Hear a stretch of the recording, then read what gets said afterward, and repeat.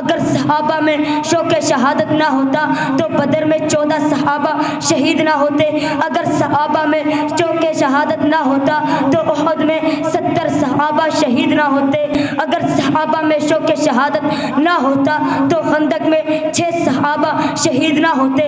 ارے میں تو کہتا ہوں اگر صحابہ میں شوق شہادت نہ ہوتا تو صدیق اکبر رضی اللہ تعالیٰ عنہ کے دور خلافت میں صحابہ اپنی جانوں کے نذرانے پیش نہ کرتے، فاروق اعظم کے دور میں صحابہ شہید نہ ہوتے۔ الحمد للہ الذی وکفى والصلاة والسلام علی من لا نبی بعدہ، اما بعد فاعوذ باللہ من الشیطان الرجیم، بسم اللہ الرحمن الرحیم۔ ولا تحسبن الذین قتلوا فی سبیل اللہ امواتا بل احیاء عند ربهم یرزقون، صدق اللہ العظیم وصدق رسوله النبی الکریم، ونحن على ذلك لمن الشاہدین والشاکرین، والحمد للہ رب العالمین۔ وقال النبی صلی اللہ علیہ وسلم الجہاد ماض إلى یوم القیامہ، او کما قال علیہ الصلاۃ والسلام۔ یوں بھی عبادت ہوتی ہے ہم یوں ہی عبادت کرتے ہیں، یوں بھی عبادت ہوتی ہے ہم یوں ہی عبادت کرتے ہیں، اسلام کے گلشن کی ہم جان دے کے حفاظت کرتے ہیں، جینے کا ہمیں کوئی شوق نہیں، مرنے کی ہمیں کوئی فکر نہیں، وہ مر کے بھی زندہ رہتے ہیں جو دین کی حفاظت کرتے ہیں۔ میرے محترم اساتذہ کرام اور میرے ہم مکتب ہم مشن ساتھیوں، السلام علیکم ورحمۃ اللہ وبرکاتہ۔ سامعین محترم، آج میری تقریر کا موضوع ہے صحابہ کی شوق شہادت۔ سامعین محترم، جب میری نگاہ تاریخی اوراق پر پڑتی ہے تو تاریخ اوراق شہداء کے خون سے رنگین اور لبریز نظر آتے ہیں۔ آئیے صحابہ کی شوق شہادت کو دیکھنے سے پہلے صحابہ کے امام اور رہبر کو دیکھتے ہیں۔ میرے مدنی آقا صلی اللہ علیہ وسلم امام الانبیاء سرتاج المرسلین کی تمنا کیا ہے۔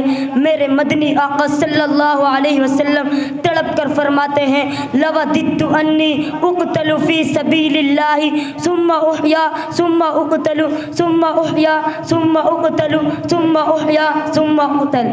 سامعین محترم، صحابہ میں شہادت کی تڑپ تھی، شہادت کا جذبہ تھا۔ اگر صحابہ میں شوق شہادت نہ ہوتا تو بدر میں 14 صحابہ شہید نہ ہوتے، اگر صحابہ میں شوق شہادت نہ ہوتا تو احد میں 70 صحابہ شہید نہ ہوتے، جس میں آپ صلی اللہ علیہ وسلم کے چچا حضرت حمزہ کے ٹکڑے ٹکڑے کر دیے گئے۔ اگر صحابہ میں شوق شہادت نہ ہوتا تو خندق میں 6 صحابہ شہید نہ ہوتے۔ ارے میں تو کہتا ہوں اگر صحابہ میں شوق شہادت نہ ہوتا تو صدیق اکبر رضی اللہ تعالیٰ عنہ کے دور خلافت میں صحابہ اپنی جانوں کے نذرانے پیش نہ کرتے، فاروق اعظم کے دور پر صحابہ شہید نہ ہوتے، عثمان غنی رضی اللہ تعالیٰ عنہ کے دور میں صحابہ شہید نہ ہوتے۔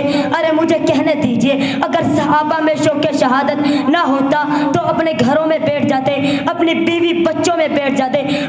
ارے کس کو اپنے گھر کے نرم گداز بستر پر سونا پسند نہیں، لیکن سن لو جب میرے نبی کے یاروں نے نبی کا کلمہ پڑھ لیا تو انہیں اپنے گھروں میں بیٹھنا پسند نہ آیا، بلکہ میدان کاغذار میں تلواروں کے سائے میں چلنا پسند آیا۔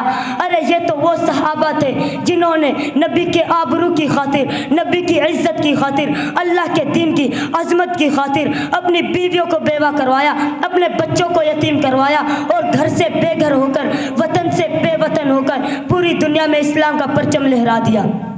سامعین محترم، آئیے اس صحابی کی طرف کو دیکھتے ہیں جو یہ فرماتے ہیں جنہوں نے اپنے خون سے اسلام کو رنگین کباب پہنائی، وہ کون تھے؟ وہ فاروق اعظم تھے جو یہ دعا فرماتے تھے، اللہم ارزقنی شہادتا فی سبیلک واجعل موتی فی بلد رسولک۔ اگر صحابہ کی شوق شہادت کو دیکھنا ہے تو آئیے ذرا احد کے پہاڑ سے پوچھتے ہیں، اے احد ذرا تو بتا میرے عبداللہ بن حجج تیرے سینے میں کس جذبہ اور شوق سے آیا تھا؟